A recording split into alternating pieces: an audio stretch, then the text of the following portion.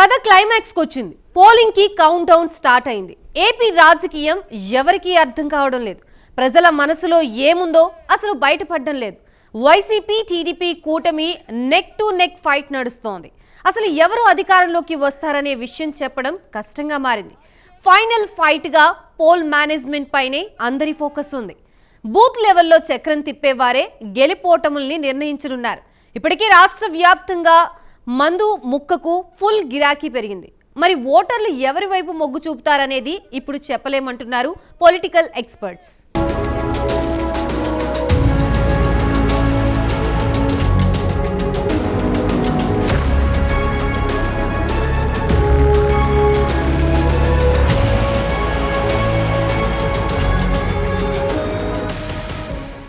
ప్రచారం సరే, నేతల సవాళ్లతో ఏపీలో హై వోల్టేజ్ పాలిటిక్స్ సాగుతున్నాయి. ఇక ఎన్నికల ప్రక్రియలో క్లైమాక్స్ పోల్ మేనేజ్మెంట్. ఇప్పుడు అన్ని పార్టీల్లో ఓటర్లను తమ వైపు తిప్పుకునేందుకు తీవ్రంగా ప్రయత్నిస్తున్నాయి. బూత్ లెవెల్లో కమిటీలు వేసి ప్రజలను ప్రసన్నం చేసుకునేందుకు ప్రయత్నిస్తున్నాయి. అందుకు మందు ముక్క మనీ జోరుగా పంపిణీ జరుగుతున్నట్టు తెలుస్తోంది. ఈసారి చాలా టైట్ ఫైట్ ఉండడంతో ఓటర్ల చూపు ఎటువైపు ఉంటుందనేది చెప్పడం కష్టంగా మారాయి. మరోవైపు ఈసారి ఎన్నికలకు సెంటర్ పాయింట్గా జగన్ మారారు. ఆయన చుట్టూనే ఎన్నికలు మొత్తం తిరుగుతున్నాయి.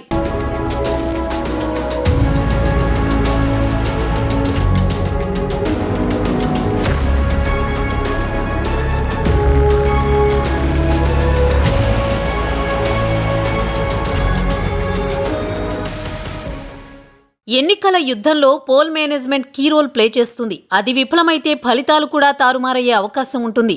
అభ్యర్థుల గెలుపోటములను నిర్ణయించేది కూడా పోల్ మేనేజ్మెంట్ మేనేజర్లే. అందుకే ప్రధాన పార్టీలు ఏ చిన్న అవకాశాన్ని వదులుకునే ఛాన్స్ ఇవ్వడం లేదు. పోలింగ్ బూత్ మేనేజ్మెంట్ పైనే ఫోకస్ పెట్టాయి ప్రధాన పార్టీలు. ఓటింగ్ శాతాన్ని గణనీయంగా పెంచేందుకు అనుసరించాల్సిన వ్యూహాలకు పదును పెడుతున్నాయి. ఇప్పటికే బూతుల వారీగా ఇన్ఛార్జీలు కో ఇన్ఛార్జీలను నియమించుకున్న పార్టీలు వారితో నిత్యం టచ్లో ఉంటూ పరిస్థితిని ఎప్పటికప్పుడు సమీక్షిస్తున్నారు.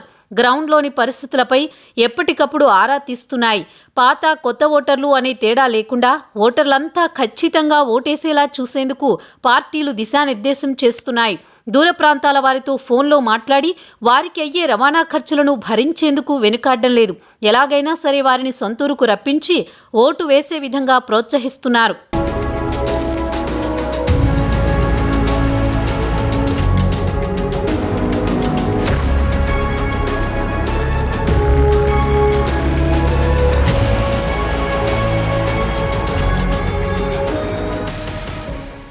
ఎన్నికల ప్రక్రియలో ఒక్క ఓటు కూడా కీలకమే. ఏ చిన్న అవకాశాన్ని వదులుకోవద్దని పార్టీలు భావిస్తున్నాయి. అధినాయకత్వాలు ఇచ్చే టాస్కులను ఎప్పటికప్పుడు పూర్తి చేసి సఫలీకృతం కావాలని గ్రౌండ్లోని నేతలు తీవ్రంగా శ్రమిస్తున్నారు. దూర ప్రాంతాల్లో ఉన్న వారితో కూడా సంప్రదింపులు జరుపుతున్నారు. క్షేత్రస్థాయిలోని నేతలు తమకు అనుకూలంగా ఉంటారు అనిపిస్తే చాలు నిత్యం వాళ్లతో టచ్లో ఉంటూ పోలింగ్ కేంద్రాలకు రప్పించే దిశగా పావులు కదుపుతున్నారు.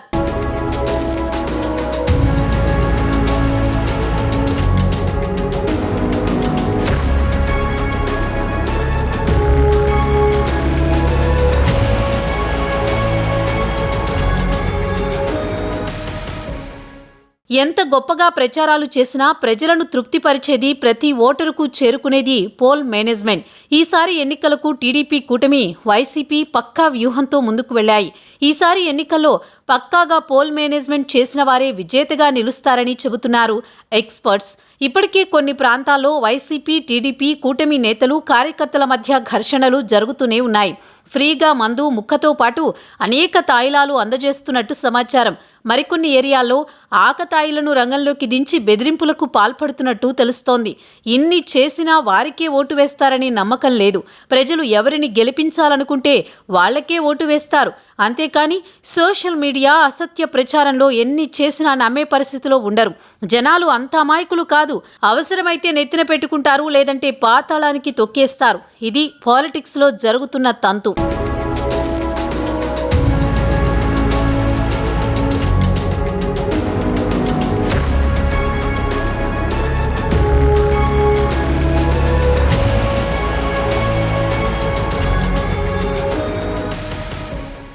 ఇక ఏపీలో మొత్తం 175 అసెంబ్లీ నియోజకవర్గాలున్నాయి. ప్రతి సీటులో టైట్ ఫైట్ నెలకొంది.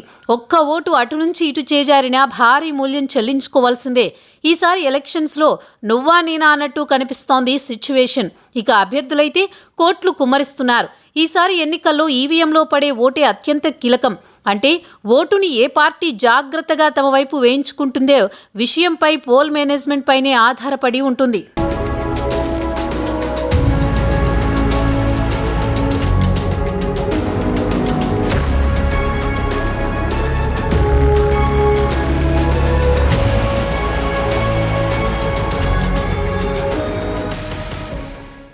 ఎన్నికల్లో అడ్డదారుల్లో గెలవడానికి ఎన్ని మార్గాలున్నాయో అన్నింటినీ వాడుకుంటున్నారు నేతలు. ఏమైనా ఇచ్చేస్తాం, ఎంతైనా కొనేస్తామనే రీతిలో ఓట్ల కొనుగోలుకు బరి తెగిస్తున్నారు. కరెన్సీ నోట్ల కట్టలతో విలేజెస్లో ఓట్ల వేట స్టార్ట్ చేశారు. ఎన్నికలకు 2 నుంచి 3 రోజుల ముందే పంపిణీ చేసేందుకు రెడీ అయ్యారు. రాత్రికి రాత్రే డబ్బు సంచులను చేరవేసింది. కొన్ని జిల్లాల్లో అయితే భారీగా తాయిలాలు ఇస్తున్నారట. టైట్ ఫైట్ ఉంటే ఒక్కో ఓటుకు 3 నుంచి 5,000 వరకు ముట్ట చెబుతున్నారట. ఒక్కో నియోజకవర్గంలో కోట్లు కుమ్మరిస్తున్నారట నేతలు. గెలుపు అవకాశాలు తక్కువగా ఉన్న లీడర్స్ అయితే ఖర్చులకు వెనుకాడడం లేదట. ఇప్పటికే మండలాల వారీగా నగదు చేరిపోయినట్టు తెలుస్తోంది. నియోజకవర్గ నేతల నుంచి గ్రామ బూత్ స్థాయి కార్యకర్తల వరకు ఎవరికి ఎంత సొమ్ము ఇవ్వాలో లెక్క వేస్తున్నాయి. దాన్ని అమలు చేయడం అధిష్టానానికి అత్యంత దగ్గరివారైన మండల స్థాయి ముఖ్య నేతల పని. తమకు అప్పగించిన పని పూర్తి చేసేందుకు తీవ్రంగా కృషి చేస్తున్నారు.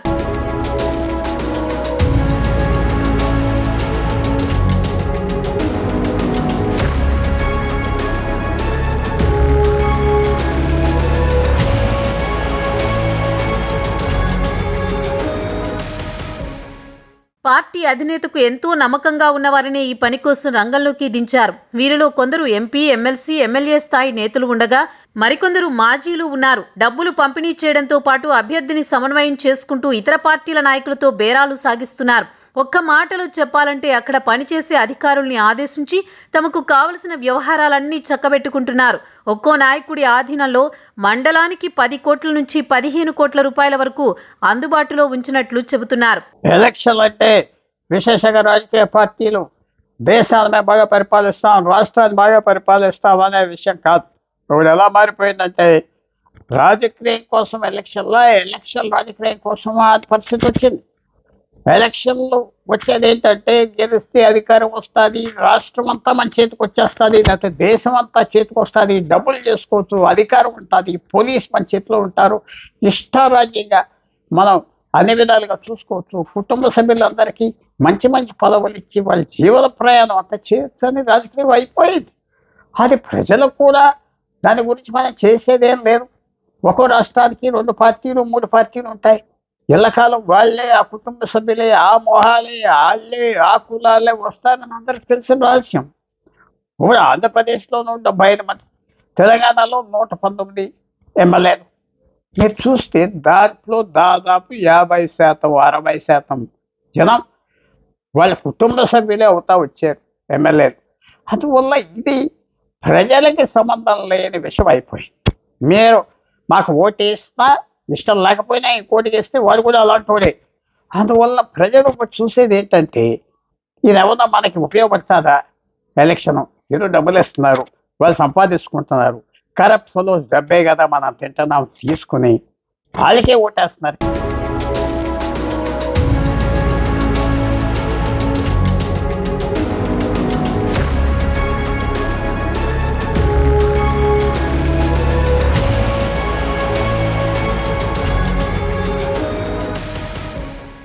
ఇక వైసీపీ అయితే పోల్ మేనేజ్మెంట్ పైనే ఫోకస్ పెట్టింది. ఎలాగైనా రెండోసారి అధికారంలోకి వచ్చేందుకు డబ్బును వెదజల్లుతున్నారట ఆ పార్టీ నేతలు. ఎన్నికలకు 50 రోజుల ముందే 47,000 పోలింగ్ బూత్ కమిటీలను నియమించింది.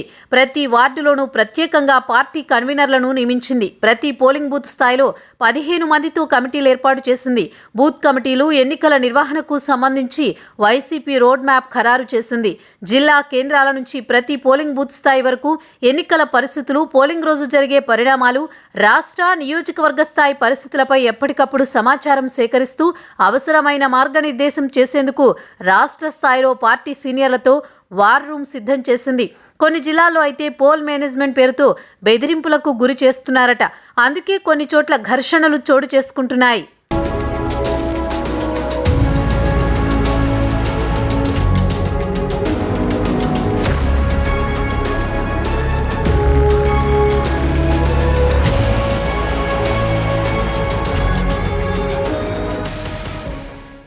రాజకీయం అంటే అధికారం, అధికారం అంటే రాజకీయంగా మారిపోయింది.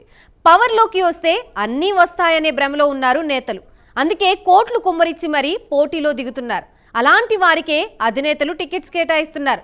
నేతలు ఎంత ప్రచారం చేసినా, గెలుపుపై ధీమా వ్యక్తం చేసినా ఎక్కడో ఒక చోట లోపం ఉంటుంది. అదే పోల్ మేనేజ్మెంట్. ఇది పక్కా అమలు చేస్తే గెలుపు ఈజీ అవుతుంది, లేకుంటే భారీ మూల్యం చెల్లించుకోవాల్సి వస్తుంది. అందుకే నేతలు ఎక్కడా వెనకాడడం లేదు.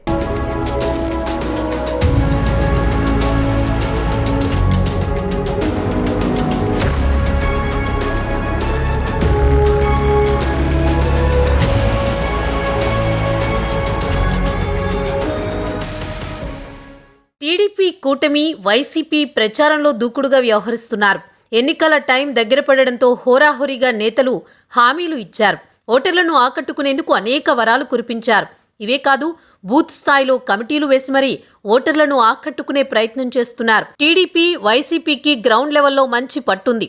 రెండు పార్టీలకు బలమైన క్యాడర్ ఉంది. అందుకే ఒకరిపై మరొకరు విమర్శలు చేసుకున్నా పోలింగ్కు లాస్ట్ 3 రోజులే కీలకం కానున్నాయి. నోటిఫికేషన్ వచ్చిన దగ్గర నుంచి చేసిన ప్రచారం వేరు, ఆ 3 రోజులు చేసిన పోల్ మేనేజ్మెంట్ కీలకం కానుంది.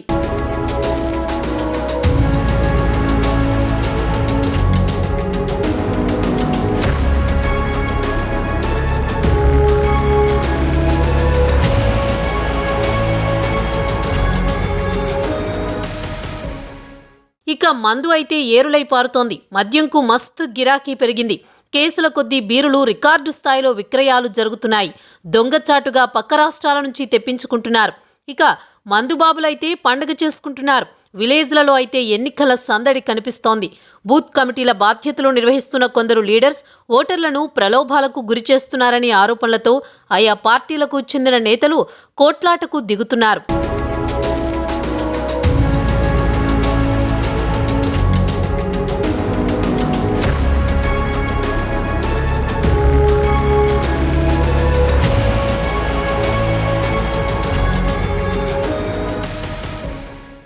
నిజానికి చాలా మందికి చంద్రబాబు పాలన మీద కంటే ఆయన చేస్తారనుకుంటున్న పోల్ మేనేజ్మెంట్ పైనే నమ్మకం ఎక్కువ.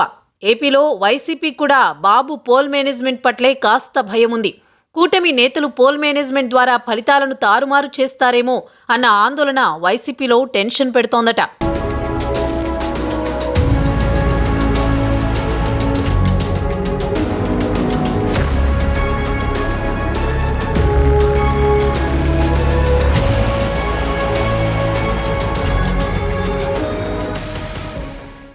రెండు 2014 ఎన్నికల్లో జగన్ సభలకు ప్రజల నుంచి బాగా స్పందన వచ్చింది. సమైక్యాంధ్ర కోసం చివరి వరకు పోరాటం చేయడం, తండ్రి వైఎస్ మృతితో సానుభూతి ఉండడం వంటి అనేక కారణాల వల్ల జగన్ పట్ల సానుకూలత వ్యక్తమైంది. జగన్ ఖచ్చితంగా అధికారం చేపడతారని అంతా అంచనా వేశారు. అయితే చివరకు అధికారానికి సమీపానికి వచ్చిన జగన్ ఆగిపోయారు. చంద్రబాబు తన అనుభవం, రాజకీయ చతురతతో చివరి నిమిషంలో పుంజుకుని అధికారాన్ని చేపట్టారు. ఎన్నికల నాటికి జగన్ వెనుకబడడానికి, చంద్రబాబు దూసుకు వెళ్లడానికి ప్రధాన కారణాల్లో ఒకటి పోల్ మేనేజ్మెంట్. డబ్బుతో రాజకీయం జరుగుతుంది, డబ్బుతో ఎలక్షన్ గెలవచ్చు అని అందరికీ అర్థమైపోయి అందరూ ఒప్పుకుంటున్నారు కాబట్టి ఎవరిని పై చేయాలి. అయితే ఇది కాంపిటేటివ్ ఖర్చు చేస్తున్నారు. ఎవరైతే ఎక్కువ ఖర్చు పెడతారో వాళ్ళదే విద్య ఎక్కువ. ఎవరైతే విశేషంగా కొత్త విధాలుగా ఖర్చు పెడతారో అతనికి ఓటు వేయొచ్చు. అతను ఎంత ఖర్చు, నాకు ఖర్చులో సంబంధం లేదు, ఎంతైనా ఖర్చు పెడతా, పదవకాలు ఉన్న వాళ్ళకి ప్రజలు అతను ఒప్పుకుంటున్నారు, హ్యాపీ అవుతున్నారు కాబట్టి అతనిదే పై చేయ. అప్పుడోసారి ఒక్కోసారి ఏమిటంటే రాజకీయ పార్టీలు కొద్దిగా గాలి, ఆ 100% ఓట్లలో 10-15% వీళ్ళకి ఫేవరబుల్గా ఉన్నదంటే జనం ఎక్కువ పార్టీకి వస్తారు, ఆ టికెట్ కోసం తాపత్రయపడతారు, ఆ టికెట్ కోసం డబ్బులు కూడా ఎక్కువ ఇస్తారు. అది పై చేయ. ఆఖరికి ఈవేళ వచ్చింది ఏమిటంటే ఆంధ్రప్రదేశ్, తెలంగాణ ముఖ్యంగా తీస్తే ఈక్వల్గా ఉన్నాయి ప్రాంతీయ పార్టీలు ఉన్నాయి. తెలంగాణలో ఉన్నది, ఆంధ్రప్రదేశ్లో 3 ప్రాంతీయ పార్టీలు ఉన్నాయి. ప్రాంతీయ పార్టీలకి ఎక్కువ రిసోర్సెస్ ఉంటాయి నేషనల్ పార్టీస్ కంటే. ఎందుకంటే అలాంటి నాయకులు చేరతారు అక్కడ, డబ్బు ఉన్న వాళ్ళు, షార్ట్ కట్స్ తీసుకున్న వాళ్ళు. కాబట్టి పై చేయి ఎవరిదని చెప్పడం కష్టం. అందరూ సమానంగా పోరాడుతున్నారు, అందరి దగ్గర జబ్బులు ఉన్నాయి, అందరూ సమానమైన నీతి మాటలు అంటున్నారు. కాబట్టి అందరూ ఈక్వల్ హ్యాండ్ అయిపోయింది, ఈక్వల్ చేయాలి.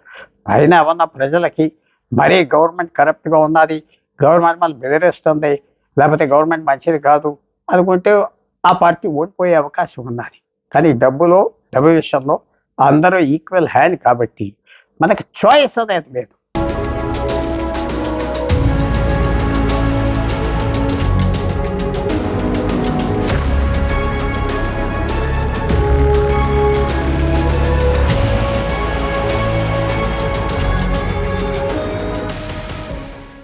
అనేక ఎన్నికలను ఎదుర్కొన్న చంద్రబాబు నాయుడు పోల్ మేనేజ్మెంట్లో దిట్ట. టీడీపీకి ప్రతి గ్రామంలో ప్రతి వార్డులో బలమైన క్యాడర్ ఉంది. దీంతో పోల్ మేనేజ్మెంట్లో ఆ పార్టీ ఎన్నికల రోజు మ్యాజిక్ చేసింది. సరైన వ్యూహంతో ఓట్లేయించుకుని విజయం సాధించింది. వైఎస్ఆర్ కాంగ్రెస్ పార్టీ మాత్రం ఈ విషయంలో ఫెయిల్ అయింది. ఆ పార్టీ ఎదుర్కొన్న మొదటి ఎన్నిక కావడం, పార్టీకి బూత్ స్థాయిలో బలమైన క్యాడర్ లేకపోవడం, కొత్త పార్టీ కావడం, పోల్ మేనేజ్మెంట్పై దిశానిర్దేశం చేసే వ్యవస్థ లేకపోవడం, కొత్త అభ్యర్థులే ఎక్కువగా పోటీ చేయడం వంటి కారణాలతో ఆ పార్టీ దెబ్బతింది. టీడీపీతో పోల్చుకుంటే ఈ విషయంలో వైసీపీ చాలా వెనుకబడింది. దీంతో అధినేత జగన్కు ఇమేజ్ ఉన్న పార్టీ ఓడిపోయింది.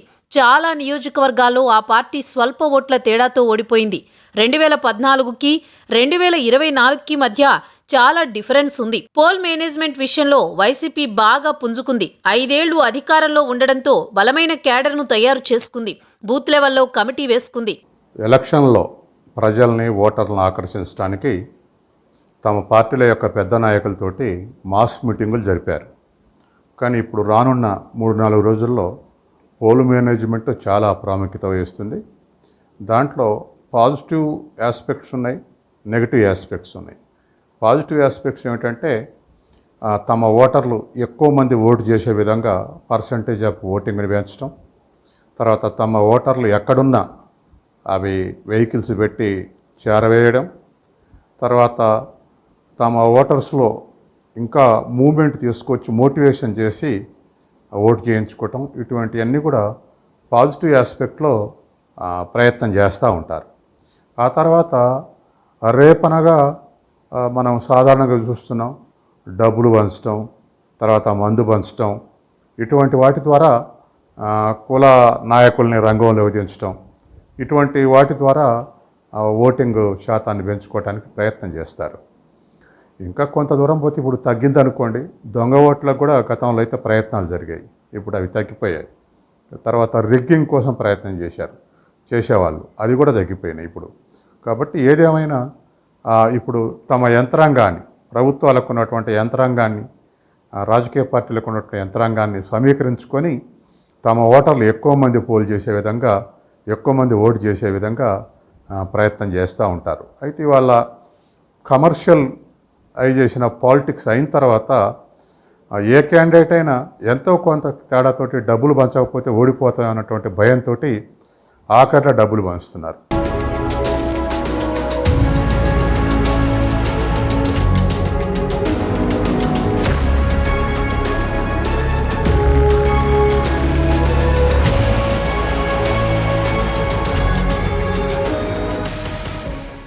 పోల్ మేనేజ్మెంట్తో గతేడాది ఉత్తరాంధ్ర, రాయలసీమలో ఎన్నికల్లో టీడీపీ గ్రాండ్ విక్టరీ కొట్టింది. అదే ఊపుతో మళ్లీ బీజేపీ, జనసేనతో కలిసి కూటమితో రంగంలోకి దిగింది. వైసీపీ, టీడీపీ మధ్యనే ప్రధానంగా పోటీ ఉంటుంది. అందులో నో డౌట్ పోలింగ్ రోజు నిర్వహించే పోల్ మేనేజ్మెంట్ అభ్యర్థులను విజయ తీరాలకు చేర్చుతుంది. లేకుంటే భారీ మూల్యం చెల్లించుకోవాల్సిందే. అందుకే అందరూ పోల్ మేనేజ్మెంట్ పైనే ఫోకస్ పెట్టారు.